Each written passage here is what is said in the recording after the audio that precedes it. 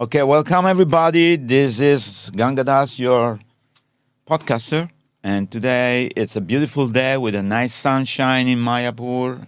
These are the best time to be in Mayapur. It's winter time for the people of Bengal. You see them all. We cover up in the morning, but for us, it's not so cold. Especially in the day is 28, 25. In the night become 15, 18. And it's beautiful time. Everything is fresh and clean. A lot of vegetables, a lot of nice things to see around. And welcome to the podcast today. It's 15th of December, 2025. It's almost the end of the year. And today we're very fortunate to have with us a very, very good friend of mine, I can say. We spent some time together in the past here in Mayapur. Samba Das Prabhu. Welcome, Thank Samba you very Das much. Prabhu. It's wonderful to have you with us. And I'm reading his book, which is called The Krishna Carpenter. And I think everybody should read this book because it's fantastic. I can't stop reading.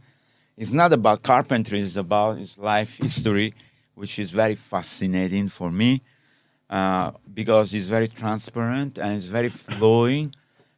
Full of information and name. I don't know how you are able to remember all this name, because when I go look back 40 years, it's difficult for me to remember, but it's a very, very beautiful book. Thank you for sharing with us this book. And of course, you will present and tell us more, but tell us a little bit about yourself, your family. You grown up in London. You was born in 1959, correct? Yeah, that's correct. And so I read about your book, but tell us a little bit about your family story, 5 minutes, 1 minute, whatever you like to share. So my family my grandparents were like Cockney Londoners from the East End of London. And we grew up in a suburb called Southall, which ultimately became an Indian town. All Punjabis started moving in there. And as I was growing up, I was playing with Punjabi families and Jamaican families that were all kind of immigrants moving to London. Nice. And my parents were living in a little apartment in a place called Hayes, and we were quite poor. But my grandmother, she married into a very wealthy family, like a pharmaceutical family. And so when I was little, I would be like in my house, just kind of quite poor. And then on the weekends, we'd go with my grandmother, and we'd go to the Theatre Royal in London. And we'd eat in the Savoy Hotel. I remember once in the Savoy Hotel, there was a big meeting of all heads of state. I'd never seen so many limousines lining the road in my life, all parked up. So it was a kind of strange upbringing in one sense. One side I was poor, and the other side I was very, very wealthy, going to, associating with really... Double life? Yeah, like that. And we had a neighbor who was he was a gemologist. He studied gems, like Mr. precious Payne. stones. Mr. Payne, yeah. He was an Irishman originally, from an aristocratic family in Ireland. And his family had all died from various diseases during the Second World War and that kind of period after that. And so he was living alone, and he would teach me all sorts of amazing things about archaeology and paleontology and things like that. So that was quite an interesting kind of, influence on my life. Of course. And then when I was about 10, I first came across the devotees distributing books in Tottenham Court Road tube station. My grandmother told me, don't have anything to do with these people. And somehow or another, this devotee gave me a big book. And I didn't know at the time who they were, but, my grandmother saw me with the book, and she pulled the book out of my hands and pulled me by the ear and told me, Don't take anything. That's right. Okay. And then a few years later, when I was about 14, same tube station, I saw the Harinam party going past. And they were distributing popcorn prasad. And I saw them going past, and I noticed that many people had abandoned their popcorn on the sides of the station kind of railings, So I started picking up all these bags of popcorn and eating them. And Were they good? it was excellent, yeah. Fantastic. I mean, it was just, I was in awe because it was like, London, it must have been 1972, something like that, 73. And all of a sudden, there's this like weird monks floating past in saffron. No one had ever seen anything like it. It was, bizarre. So I was like, it was like they were from another planet or something. Yeah. And then I kept on meeting devotees in the street selling books. There was one devotee, I remember, I was kind of getting interested in, spiritual life. And I tried Christianity. I kind of went to speak to a priest in a church, but he didn't want to have anything to do with me because I was like a hippie. And then I met devotees in the street. And I remember one day, there was one devotee, I'd got this book on Ramakrishna from the library. And I was quite pleased. And I thought, these Hare Krishnas, they'll be pleased that I've got this book on Ramakrishna. Hare Krishna, Ramakrishna must be same thing. And so I saw this devotee and I walked past him expecting him to stop me. And he didn't stop me. So I walked past about 10 meters and then I turned around and came back again. And he still didn't stop me. So about 3 or 4 times, he was just standing there staring into space, he was obviously in the modes, as they say, and he didn't know what to do. And so about 4 times I walked past him and then suddenly he goes, excuse me. And I was like, at last, And then, and I show him my book and he says, that guy's just an impersonalist. You don't want to. So, and he gave me a Back to Godhead. And I became a vegetarian from that. It was all about vegetarianism. I was shocked that, that animals were dying just so that I could eat them. I hadn't even thought about that before. Yeah. So then I kept on, then a few years later, I kept on bumping into Kripa Moya.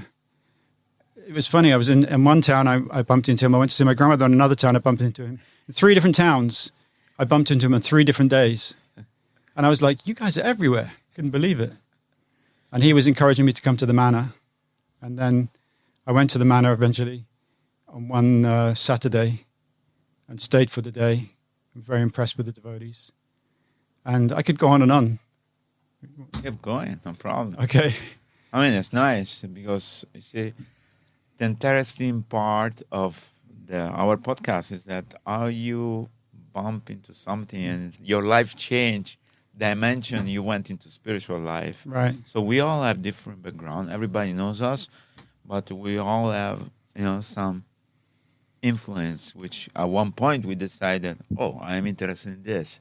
I want to know about reincarnation, why we're killing the animal, what about other planet? You mentioned on this easy journey to other planet, Yeah. A science of self-realization, when we read it and we feel like, what? This is the answer to all the stupid thing I have in my head. Exactly. So this is the wonderful things which people can get inspired to, Yeah. know that they can also, nowadays, we join the temple, but people can practice at home, chanting Hare Krishna, offer the food, become vegetarian, whatever it is, Yeah. Things have changed, but we are always available for everybody to come and get inspiration. So I remember when I was 12, there was a TV program called Kung Fu. This actor, David Carradine. And a lot of the program was about his life growing up as a monk in the Shaolin Temple when he was 12. And I was 12, but he was 12. And I was like, wow, I really want to be a monk like that. But how can I was just an English schoolboy, nowhere near, there's no Shaolin Temple anywhere near me. I was thinking, how can I become a monk like that? So I kind of craved to have that kind of upbringing, and that kind of esoteric sort of life. And when I met the devotees, I remember I called up the manor one time. I said, I want to come and see you. And when I was talking to the devotee on the phone, I was imagining that they were all like, on a big farm, living simply. Like I thought maybe it's like the Shaolin Temple, And so then finally I went to the temple and spent like one Saturday there. And it was, I got a lift back into Harinam to Watford where they were doing Harinam. And I joined the Harinam for a little bit, standing at the back. I still had my long hair and, tatty jeans and stuff. And I remember some guy, they gave me some BTGs to hand out. And I was handing them out at the back of the kirtan party. And some big guys came up to me and said, what's this then? And they grabbed me and by the the neck, pushed me against the window. We don't want you people around here, get lost, And they stomped on the magazine on the floor. And I was like quite shocked. My first experience with the devotees. Oh, God.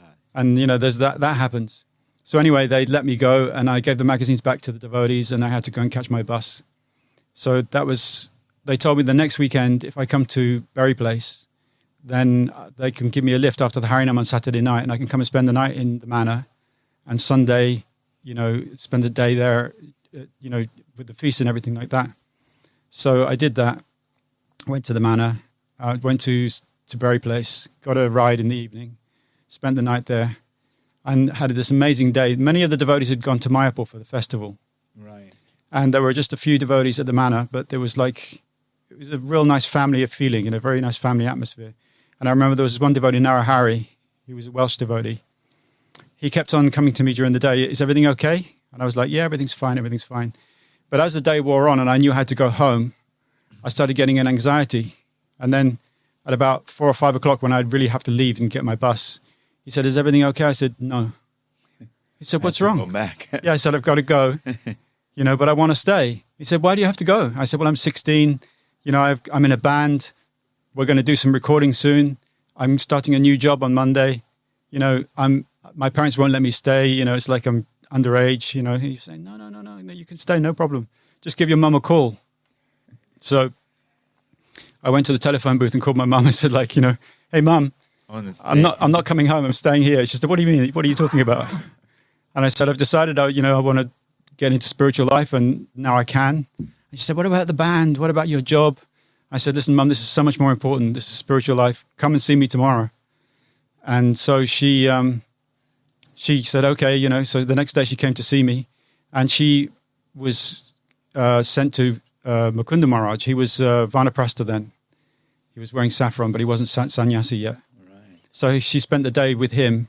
He was preaching to her, and she loved jazz music, and he was a jazz musician. So she kind of really gelled with him. And then she was very impressed. She said, okay, I can see why you want to join. So she went away and she said, is there anything you need? So I said, I need a sleeping bag and some warm clothes and things like that. So she went away, and then the Rohini Nandan said to me, okay, so you can shave up now. I said, I had hair down to my waist at that time, Yeah. And I was like, my God, this is getting serious now. But I said, sure, let's do it. So I went and got shaved up. And then 3 days later, my mum comes back with the stuff that I wanted. And, I get this message, your mum's here. So I'm in the Brahmachari ashram in my saffron robes with my shaved head. So I come down the stairs at the main staircase at the manor. And as I'm coming down the stairs, my mum's still looking up. She doesn't recognize me. Yeah, she's where's my little boy? And this guy comes. So I stand right next to her and I tug her. I say, here, Mum, I'm here. She's like, she looks at me with this shock, horror, Yeah. And then she says, you have to come home with me now. And I'm like, what? I thought you agreed, this was all right. So I spoke to some people. They said that you've been brainwashed. They make you get up early in the morning. They make you say the same thing again and again. Chanting the mantra. Yeah, they feed you strange food. You've been brainwashed. I said, Mum, this is the Hare Krishna mantra. I know exactly what's going on. I'm not, it's not something mysterious. I'm fully in control of my mind, She says, no, you've been brainwashed. You don't see you've been brainwashed. You don't realize you've been brainwashed. So I said, no, Mum, it's cool. Everything's fine, She said, come home with me now. So Mum, I'm not going to come. I was a bit bewildered because it's my mum, What am I going to do? She loves you. Exactly. So I said, I'm not coming. She said, I'll never see you again. And she dropped the bags and ran down the corridor. And I'm standing there like, what am I going to do? My mum's running away, And she was crying. She was crying and everything, And this devotee, Narahari, had been watching from behind a doorway. He's like peeking, And he came rushing out and he said, listen, a woman's last weapon is her tears. He said, you call her tonight and she'll be fine. And I was like, what am I going to do? But I wasn't going to go. So it was amazing. I called her in the evening and she was fine. She said, if that's what you want to do, I'm sorry. I just really wanted to make sure that this is your commitment. And everything Narahari said was like, came out, everything. It was amazing. Truth. Yeah. Truth. So that was then how I became a devotee. Amazing. Wonderful. But then I was reading your book, and it's very interesting to read how you went through your experiences. Nice. You're fixing stuff. But at one point also you went away a couple of times and you thought, okay, this is too, funky.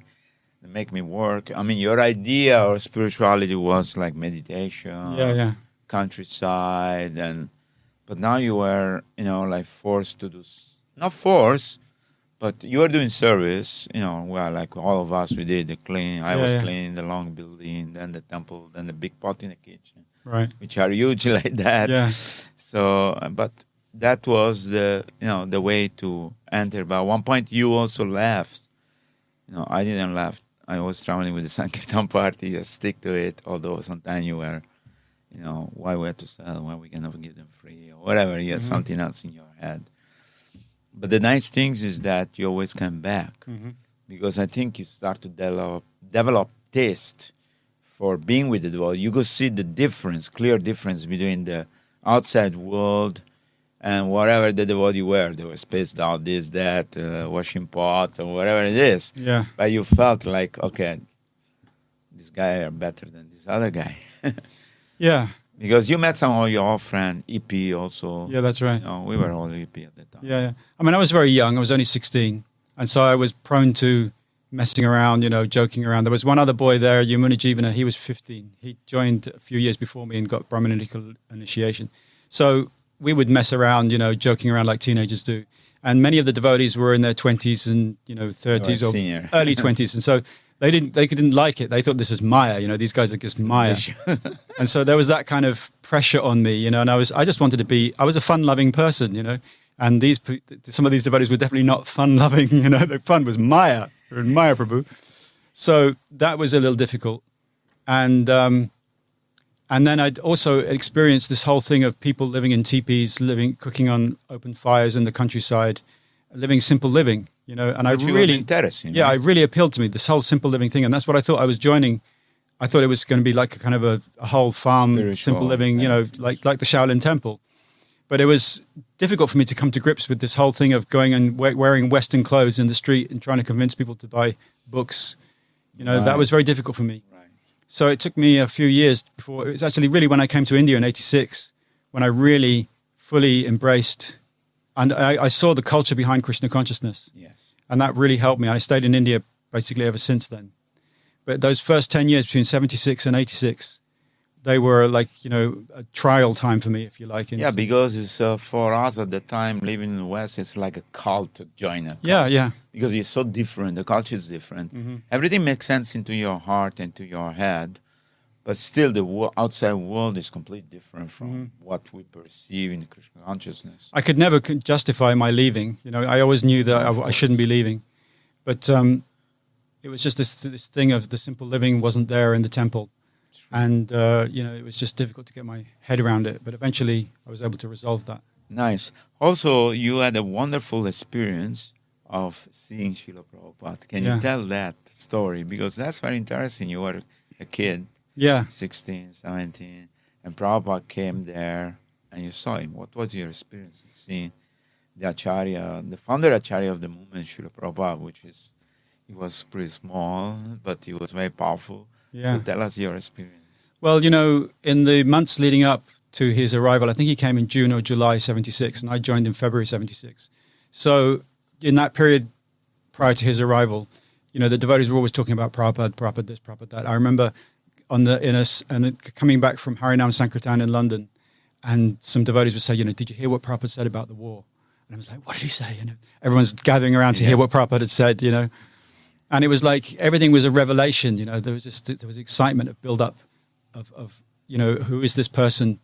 For me, it was like, because I'd read Easy Journey to Other Planets, and as I read that book, all my doubts, all my questions that I ever had about spiritual life were all answered, and my doubts about material life were all answered in that book. So I really had this amazing appreciation for Srila Prabhupada, how he could see these things, how he saw through the mist or the fog of material life and actually very clearly pointed out what's real. And so so there was this big build-up of, getting to, what's the word, just the excitement of about to meet somebody like Srila Prabhupada. So, and also all the temple arrangement, cleaning everything, decorating everything. And the manor was jammed full of devotees from all over the world. I remember people coming from South America, from Peru. It was like just to see Srila Prabhupada. Just to see Srila Prabhupada, because, whenever Prabhupada came to a place, it was quite, a rare occasion. So devotees would come from all over the world to see him. At one point in the manor, there was this big oak staircase that goes up to the Brahmacharya ashram. Yeah. Almost every step had a devotee sleeping on it. Because there were so many devotees there was no place to sleep. It's only this much. That's right. You had to kind of just weave your way around the devotees in the morning, early mornings if you had to get up. So I remember the day he came, there was a devotee on the roof with a conch shell looking at the gate, waiting. And as soon as Prabhupada's car came in the gate, he blew the conch shell. So everyone rushed out to the reception room to see him because the car drives around into the front of the reception room. And the temple commander saw me and said, go and sweep the stairs. And I was like, Prabhupada. He said, go and sweep the... So I quickly swept the stairs. And then by the time I got into the reception room, I couldn't get out, it was too crowded. So I stood on a window ledge to see Srila Prabhupada getting out of the car. And everyone was outside the reception room. And as Srila Prabhupada came in, there was nobody inside. Nobody was going to walk in front of him. So there was just myself and 2 or 3 other devotees in the reception room. I was standing there trembling. And, Srila Prabhupada walked right past me. And as many devotees have said, he was quite small in stature, which was a surprise. Yeah. But of course, for me, it felt like I'm seeing Krishna. I felt like it was as important and as, how would you say, as exciting as what it would be to see Krishna himself if he walked in. So it was like, very awe-inspiring to see him come in. And then for that whole period of time that he was there, he was still a little sick at that time. He wasn't really ill, but he was a little unwell. Right. And so most of the devotees were encouraged to go out into the orchard where Gurudas was telling us all about Prabhupada's pastimes and the things that he'd been doing recently. So that was like a very exciting time. Very nice to see Srila Prabhupada like that. But you had any interaction with him? Not really, because I was one of the youngest devotees in the temple, so I had no significance whatsoever, Right. But the fact that you saw him, yeah, something exceptional. Mm-hmm. But you didn't take initiation. They did not allow you to take initiation. No, because you were too young. Yeah, I was too young, and they thought this guy's too whimsical, So I wasn't recommended. No recommendation letter was sent to me. People like Akandadi and what was his name, Keshi Damana, and Tulsi Priya. They were all bhaktas. They all got initiated. Harikesh came and did some Ritvik initiations on Prabhupada's behalf shortly after Prabhupada's visit. I'm not sure if it was the same. I don't think it was Prabhupada was there at that time. It was shortly after that. Yeah. But that's interesting and beautiful things. And also, what I learned from your book is that how wherever you went, somehow they engage you in doing something which you really enjoy doing. What was repairing something with wood or building a cart for taking with the bull or the horses to go around in Sankirtan. Mm-hmm. So you had always some kind of expertise in fulfilling some dream of the temple president, doing something, cleaning something, painting something, fixing something. In South Street also, you did the work there. Yeah. The front remained the same, and they rebuilt everything in the back. So that is beautiful now. We just visited. We came a few months ago from England. We visited with His Holiness Banswami, the manor, and then we visited South Street. And the restaurant is beautiful. The temple is small, but it's very beautiful. Yeah, it's so nice. It hasn't changed practically since it was first opened. It's been kept the same. Yeah. Yeah, it was nice. For me, it wasn't like I had any expertise. It was just that the devotees couldn't afford to hire professionals. But you had a desire to. That was the thing. I had this kind of can-do attitude. It was like, I'm sure I could do that. And so I had a little experience before joining. I was living next to a building site, and I got friendly with the carpenters there, and so I saw how they were making things in their building the houses and stuff like that. And we decorated our own house when we moved, because England was in a depression when we moved in 72 or something. And so I knew that I could do many practical things. So a lot of times I learned, on the job as I was doing the stuff. I was learning how to do it. But I was quite good at it. So that kind of, that was one of the things that in the book, it was those skills that brought me around the world. People wanted me here and there to do various things.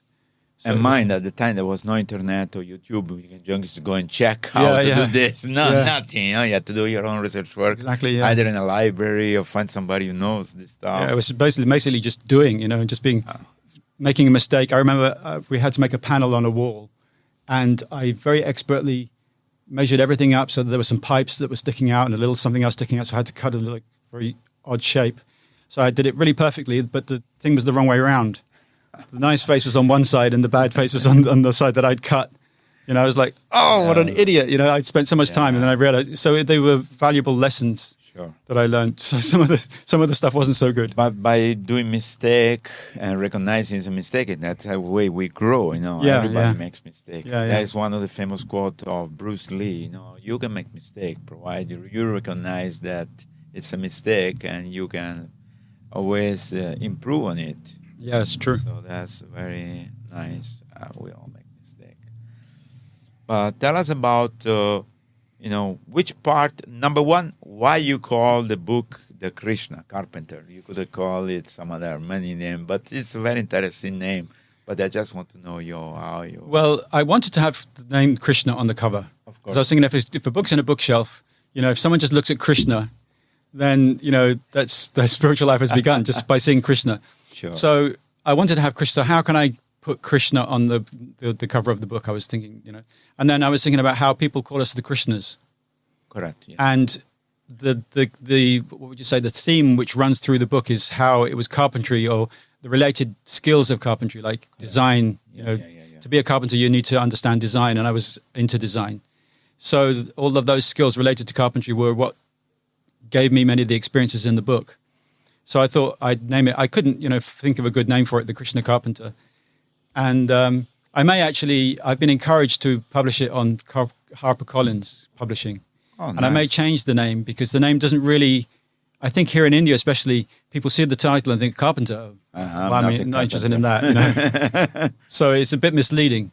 So I may change the name. We're still looking at names for the... Okay, nice. Okay, now tell me, I wanted to ask you about, you were involved in the Gurukul as well, and you were teaching something. You were teaching carpentry or you were teaching maths? I don't remember what you were teaching. I was teaching English basically, but then I was also teaching archery. Archery. I was doing what you call intuitive archery. Oh. I learned that in Hungary. There's near our Krishna farm in Hungary.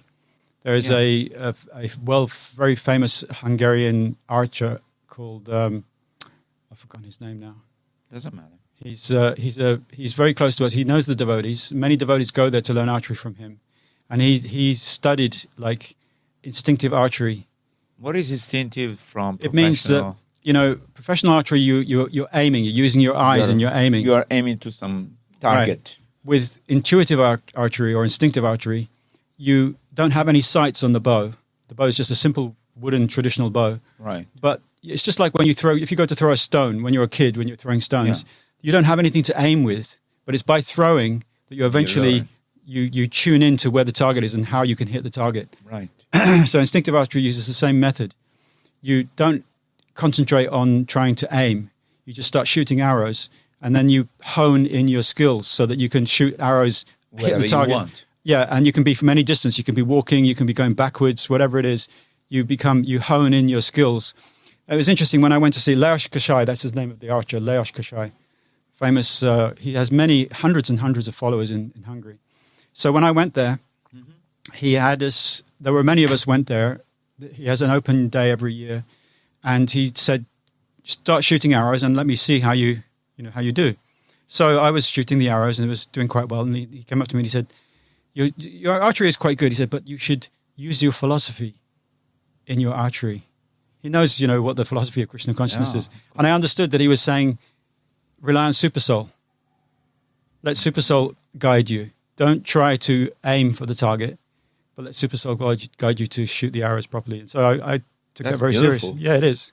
And that's actually how real archery, in a battlefield situation, that's the kind of skill you need. Because you are perceiving what's going on in the battlefield, and then Krishna is telling you, okay, you can shoot here, wherever it is. Right. And then different place. It's a scary thing on a battlefield. The blades are shining in the sun, the snick, snack. It's like really dangerous. You could die any second. Yeah. So you have to completely tune into Krishna and let him guide you, which is what we're supposed to do in spiritual life. We're supposed to do it all the time, every day, isn't it? Absolutely. So it's quite an interesting experience.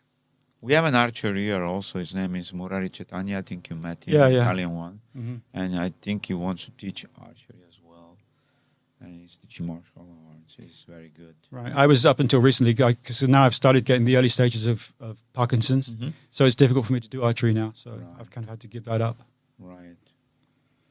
But that's very interesting. You think also Arjuna was in a battlefield of Kurukshetra? Absolutely. He was... the story about how he has to shoot the arrow into the eye of the bird. Yes. And Drona asks him, what do you see? I only see the eyes. Yeah, so, that was the thing. He had focus. He was pinpoint focused. You don't want to see anything else. There's this movie, what's it called? The Last Samurai. Oh, yes. Have you seen that? Yeah, I've seen. And so the hero of the movie, he's doing his fighting. And one of the samurai says to him, he says, no mind. too much mind. The reason you can't fight properly is because you're thinking about the audience, what people are seeing, how this is happening. There's so many things. Focus. Take all that out and just focus.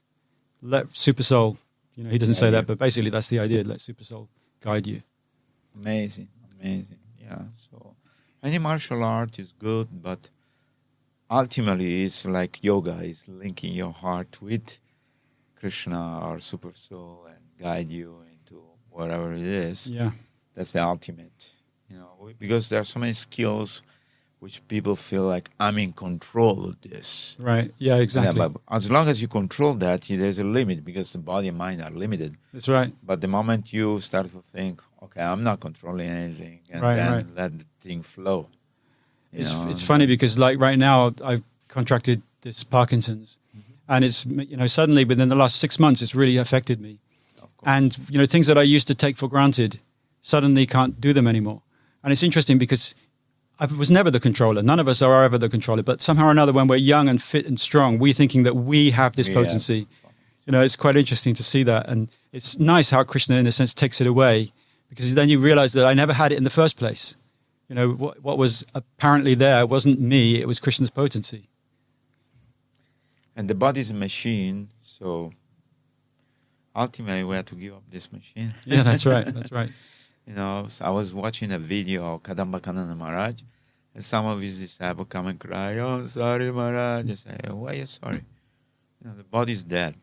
We are inside this body for some time. Mm-hmm. I'm going to die, you're going to die, we're all going to die. Right. So not a big issue. Mm-hmm. Don't feel sorry, So, but, there is a lot of lesson we learn from everywhere and every day. And tell us which part of this book you really feel like, is the most attractive for you. Well, the whole book is nice because it's flowing like a river, like the Ganges, and it's full of beautiful story with a beautiful language. And I tell you, once I started reading it, I couldn't stop reading. It's really entertaining. Mm-hmm. It's very beautiful, very realistic. I can relate to this, all your story. And it's very transparent, the way you present it. There is no hidden agenda. There is no, I don't say this because for whatever reason. No, you're telling the fact, the truth. Mm-hmm. The ultimate truth is the truth. Sure. That's your experience of your life is written in this book. So I really appreciate it. But what part of this book you like, enjoy the much? Well, from the very beginning, simple living and high thinking, that really appealed to me, Prabhupada's whole message. And I saw that in our society, it kind of got put by the wayside, not really been focused on. Yeah. And I could see my experiences that I relate in the book throughout my life, especially later on in the 90s. I was trying to develop a community. I left Mayapur and I went to Mauritius, where my family have extended family there. It's beautiful. Mauritius is very beautiful. And Prabhupada had said that Mauritius could be the first Krishna-conscious country, self-sufficient. So I went there with the intention of trying to start a little community. So I preached to many devotees there, and many people were interested. And then we finally got some land. And as soon as we got the land, my brother-in-law and I were working the land, and all those devotees that had supposedly been interested, none of them turned up. As soon as the work started, nobody came. And I was quite surprised, So for about a year, we were struggling. My brother-in-law and I were struggling to work this 2 acres of land. But it's a tropical place. The weeds were growing faster than I could manage them. And so we had to give that up. And then I met Kadambakana Maharaj in Mayapur. Because you were only 2 people. There's only 2 people. There wasn't enough manpower to do anything. And I wanted to do a Varnashram thing. But you need at least a Brahmana, a Kshatriya, a Vaishya, and a Shudra, right? At least 4. Yeah, at least 4, So I realized, okay, this is not working. So then Kadambakana Maharaj asked us to come to help save New Vrajamandala farm. So I went there. Which is located where? In central Spain, near Madrid. Spain, yeah.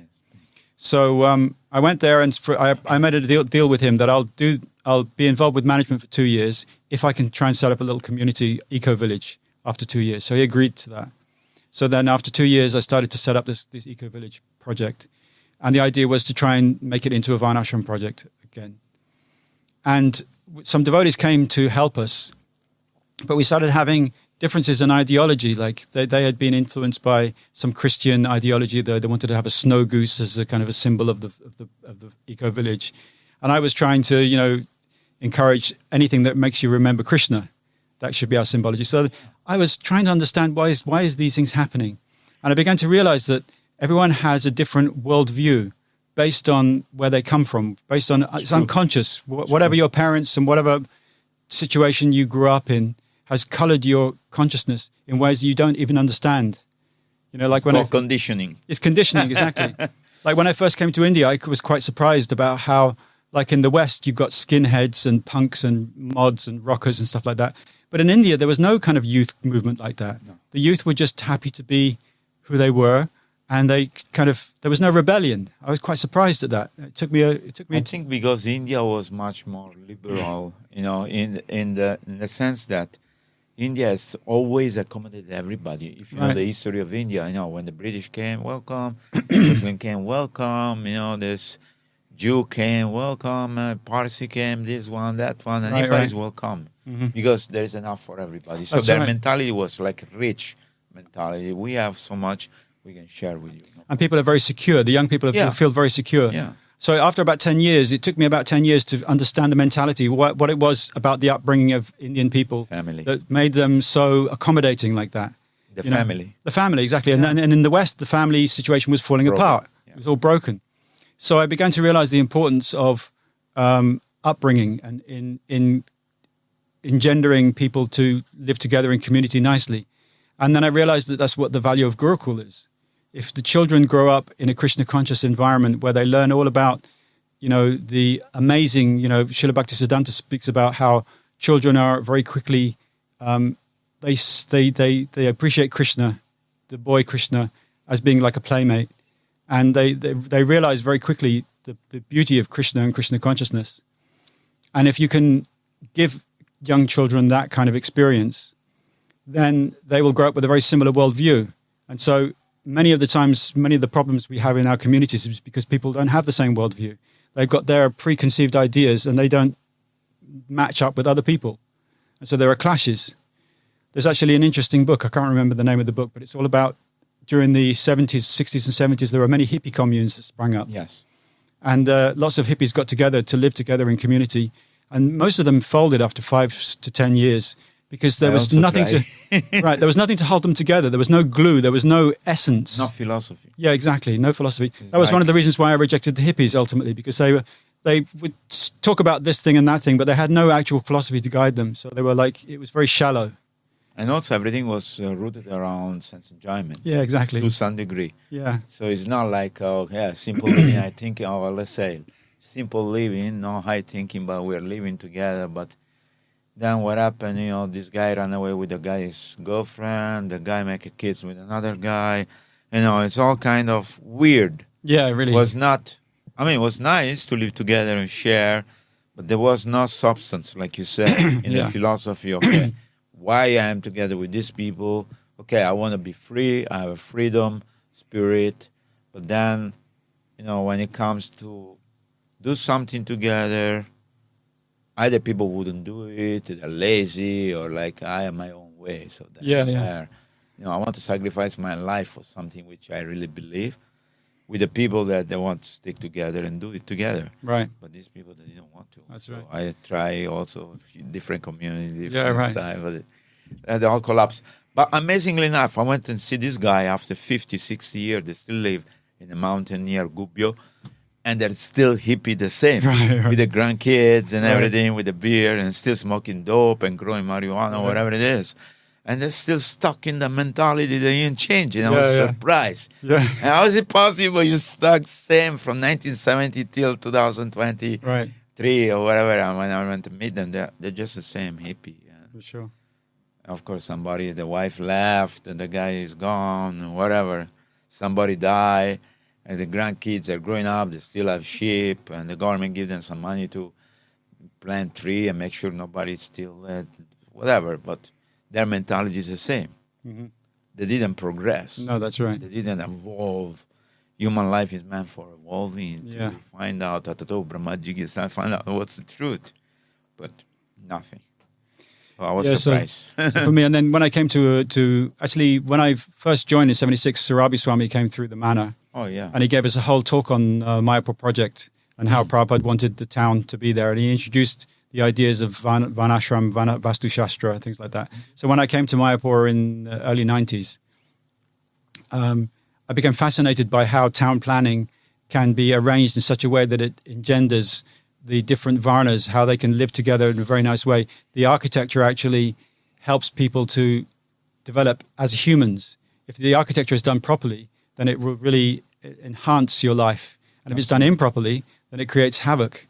So it was like very interesting to discover the old ways of developing a town plan in such a way that it really helps to bring out the best in people. Unfortunately, we didn't follow that. No. Look what's happening. So that's one of the things. Basically, the book is like kind of, in a sense, it's like a warning that Prabhupada has given us all the things that we can do. Yeah. And we can make it all perfect. We just have to focus on the right things at the right time. We've kind of gone a little bit astray. And in one sense, I mean, everything is needed in Krishna consciousness. And so the fact that we're preaching to so many people and so many people are coming to Krishna consciousness, that's a wonderful thing. So that kind of preaching still needs to continue. But we also need to work on the actual community side of it. How can we create communities like Prabhupada envisioned, where the devotees create Vrindavan villages, and we live together simply and are satisfied with what we produce by ourselves. To be very frank, I think greed has taken the mind of many devotees who I've seen. I know them from the beginning. And some of them become grihastha like us. But then at one point, they got the land from ISKCON to build their own house. But instead, they built 5 floors, no elevator, thinking I'm going to make few crores, I'm going to be happy. But, this is not the way, actually. Right. Because they were not fortunate enough to understand that maybe I just build my house and Krishna will give me whatever I need. Right. If you have that faith that Krishna will give you everything, then no problem. You build a small house with some land that you can grow your cauliflower and shak and greens and whatever, plants and tree, few coconut tree, you have enough. There was a statement by Prabhupada, I think it was in New Vrindavan, where he was describing how you take some land, there are some trees on that land, you cut the trees to grow some food, and you use the trees to build your house. Yeah. So I remember one of the Gurukul boys suggested to me when I was thinking of building a house, said, why don't you build it out of the eucalyptus trees that are growing here? Yeah. And I thought this is perfect for me to show. I wanted to show how you can take what Krishna's given and use it directly in his service. You don't need to, spend a fortune to, buy all these materials from somewhere else. Just use what's locally available. If you plant the trees, there's a saying, when's the best time to plant trees? 20 years ago. When's the next best time? Right now. So, I'm trying to kind of show how the house I built is fully wooden. Yeah. And if you, think ahead for your children, you can buy some land, grow some trees on it, and then you've got everything you need to build a really nice house. Absolutely. Very simply using what Krishna's provided. It gives you that, reliance on Krishna, relying on Krishna to provide what you need and engaging in his service, simply. I'll tell you one thing, we are fortunate because both my son and your son went in the Gurukul. And they grew up very nice, and they're very successful. They have family with kids. But, of course, each one can choose to do whatever they want, and they're doing it. But their foundation is so strong that they choose to be Krishna conscious. Right. They choose to chant. They choose to be part of this, whatever community we have all worldwide. And I feel very fortunate that they had this experience, which according to me, it's quite tough because I was in the army when I was 19. In Italy, everybody has to go to the army. But I saw my kids, it's like going to the army when they are 10 years old, Right. And they learn a lot of skills, practical life, and they become good cook, a good father, good family people. And I feel very fortunate. But one question I wanted to ask you, because you spoke about Varnashram. Now, many devotees are confused about this. What is Varnashram? How can we implement this in our life today, even in Mayapur? I know there is Bhakti Raghava Maharaj is trying to, and there is Bhakti Vikas Maharaj in South is trying. But look like they're not successful for some reason. Like the same reason you said, when it comes to work, they define, okay, I can just go and distribute some book and make some money. I can sell some incense or do some business. But nobody look like inclined to do some. It's not that hard work, actually, if you think as an agriculturist. You can work a few months in the year, probably, say 4 or 5 months. When the time you have to work, you have to work. Yeah. Whether raining or whether it's sun or whether it's hot or cold. these few months where you had to plant and you had to harvest, you had to do it. But look like devotees, they are not having that frame of mind to do that, or they don't understand the benefit, or they never try. But what's your take in this? Well, I think it's, the way modern society has evolved, or the way it's presented to us, it's too easy. You can go to a supermarket, you can buy, blueberries from California, anywhere you want. Anything you want to buy, you can buy it. You grow up in a warm, dry, comfortable atmosphere. And so if you had grown up on a farm, and many people who have grown up on a farm, they love it. You go out into the fields, you watch the things grow. It's a very nice experience. But because many of our devotees come from the cities, they've never had that experience. So if they are asked to go into the field and start plowing, the field and getting muddy and getting potatoes out and things like that, it's just like too alien for many devotees. It's too far away from their comfort zone. Okay. And so I think that the problem is that the modern society has become so convenient. Everything is based on convenience. And no one wants to give up that convenience, that comfortable life. The downside of it is that, everyone's getting cancer and Parkinson's and Alzheimer's, and this all comes from this artificial lifestyle. So while it seems more comfortable and it seems like there's less suffering, there's no reduction in suffering. We all know that when we're born, the amount of suffering and happiness and distress and wealth we're going to have is all pre-decided. We don't have to do anything that will, whether we try and work hard or whether we just engage in devotional service, which is one of the things in the book I'm trying to also show, is that just by engaging in devotional service, you can have a wonderful life. So many wonderful things can happen. Absolutely. So many wonderful experiences. It's a magical experience. Yeah, you don't have to endeavor separately for these Krishna things. will send everything. Krishna sends everything. Yeah. Prabhupada made that so clear in the beginning. Just surrender to Krishna. Krishna's not a poor man. Everything will come. You don't need to worry about making money. The money will come. Just do the service. So that was my experience. And that's something I'm trying to show in the book, how, like when I came to Mayapur, I was never an architect. And suddenly I'm designing houses, and Krishna was, revealing a part of me that was good at design. And so these houses are still here. People appreciate them very nicely. I never planned for that. It was a result of Krishna's service. So if you surrender to Krishna, he will bring out the best in you. And that's what Varnashram is all about, actually. Varnashram is about bringing out your inherent ability, which you may not know what it is. Yes. And that's one of the important things about Gurukul is it helps you to sort out what your actual skills and abilities are, and what it is you need to fulfill you in your life. So the Gurukul environment is supposed to provide a whole bunch of different activities so that you can find which is the activity which suits you the most. So the Varnashram is actually a wonderful thing in that it lets you be the best you can be. That's what it's designed to be. The whole Varnashram system is designed to let people thrive according to their nature. So we have to let it happen. Yes. And we're not really we haven't set up the means to, or the management to allow that to happen. In ISKCON, if you basically in ISKCON today, you have to be Brahminically inclined and renounced, because you're not going to get anything from the society. So it's very good for Brahminically minded people. But for people who are more practical, we don't attract farmers because there's nothing for them to do. We have so much land, actually. Yeah. We have 700 acres land in Mayapur. I always puzzle from when I was in the management. Why don't we grow our own food? Why don't we grow our own vegetable? Why don't we grow our own tree? Why don't we grow, it's easy to go and buy them because it's cheap. So it didn't sound right.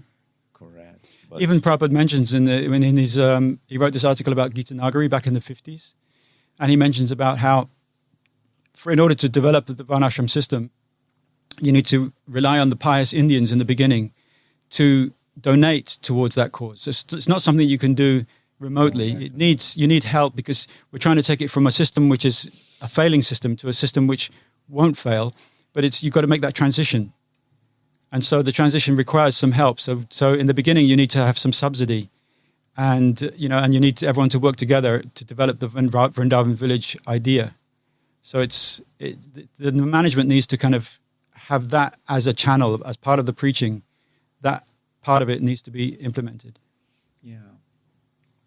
I think, it's like you say, unless management develop the vision As manager, they deal with money and people. In the end of the day, they say, "Okay, this doesn't work. I'm wasting my money, so I'll buy the stuff cheaper." Yeah. But then you buy the stuff cheaper, and you get a lot of bill for hospital. We built an hospital. Exactly. And medicine. I remember in the very beginning when I was a general manager in 91, 92, 93, I got this bill, from the pharmacy. It was, astronomical. It's all to do with the stomach. So I figured out that the water we were drinking from the hand pump, was full of iron and calcium. So I got one life member from Calcutta, and I tell him, this guy is selling filter, for water. I told him, yeah, can you check what's wrong? So he said, give me a sample, 1 liter from all the places where you source you people drink water. So he analyzed it and said, yeah, this water is very difficult to digest, because it's full of iron and calcium and so many other minerals. Plus, we have also this, what we call arsenic. Mm-hmm. So he said, we can put one reverse osmosis filter. And he donated to us, was the first one. And that remineralized the water so that from that on, the body didn't get sick in stomach because you couldn't possibly digest. You drink 1 glass of water all day, your kidney messed up. Mm-hmm. So like that, wouldn't by now understand that if we grow our own vegetable without any chemical stuff, pesticides or using cow dung, we have goshala, we have cows, would be much more fantastic. Mm-hmm. Plus we can do byproducts. Sure. You can dry tomato in the sun. People are doing all over the world. These things are going on. But we are still living in la la land because cheap, vegetable is cheap. Bengal is number one producer of vegetable in India. Right.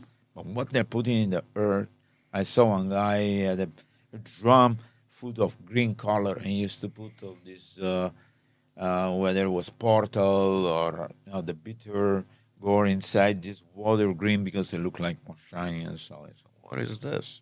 Oh, it's just green color. I said, what? Chemical color just to make a vegetable green? So, and like this, anyway, it will take time. I hope so that people will wake up. Yeah, we have plenty of time. Yeah, time we have, but, we need a visionary leader who can say, this is right and this is wrong. Mm-hmm. We should do, money doesn't justify everything. Right. Because, money is nothing but the energy of Krishna. The real wealth, Prabhupada says, the cow and the land. Mm-hmm. We're sitting on this without doing anything. It's like if you have $1 million and you live like a poor man in the street, but you have the money. So we have the land, we can utilize it, but we don't have the leader, we have the vision to think how we make this village, or at least recognize who are the farmer, who are the people who can do this and train somebody who want to try. Mm-hmm. We have many Western devotees coming, but we don't have an ashram for them, for example. We have a brahmachari ashram for people who want to become brahmachari, but we cannot mix the foreign devotee, put them in a Bengali brahmachari ashram because they don't speak the language, different culture. Too different. So I was thinking we should create a village where we can tell people come, and experience Krishna consciousness, in whatever possible way you like. And it will take time. Sure. And we are coming almost to the end of our podcast. If there is anything you would like to say, I would recommend everybody to buy this book. Tell us where is available this book. On Amazon. It's on Amazon, On Amazon. Krishna Carpenter. Just do a search for the Krishna Carpenter on Amazon. You'll find it. It's available internationally. Okay, beautiful. It's also available on e-format? Yeah, Kindle. Okay. People can also read Kindle. I personally like to read it in the format of book. The advantage of the Kindle version is that the pictures are in full color. Oh, okay. I would have printed black it. And white. Yeah, this is black and white. I would have printed it with color, but it would have made the book like 3 times more expensive. Yeah. So that's just one advantage of the Kindle version. Do you have any message you'd like to give to all our audience today? Just have faith that Krishna cares for us, that if we just engage in his service in somehow or another, he will take care. He'll give us realizations that we need to have. One thing that's really encouraged me in Krishna consciousness is the understanding that everything that happens is meant to happen. Sure. Sometimes we think, this mistake was there, this person did this fault. Everything is meant to happen exactly the way it is. Yes. And the idea is we're supposed to just realize, we're supposed to understand reflect and understand, why is this situation happening? Why am I being put through this situation? And when we understand that this is all due to our own karma, and that Krishna is giving us this experience to help us to become renounced and to actually rely on him, cry out for him, then everything will come together very nicely. So I think we have to just rely on Krishna. And this is what I tried to convey in the book, is just by relying on Krishna, Krishna can make amazing things happen. Wonderful. Thank you for spending your valuable time. What is the next project you're doing?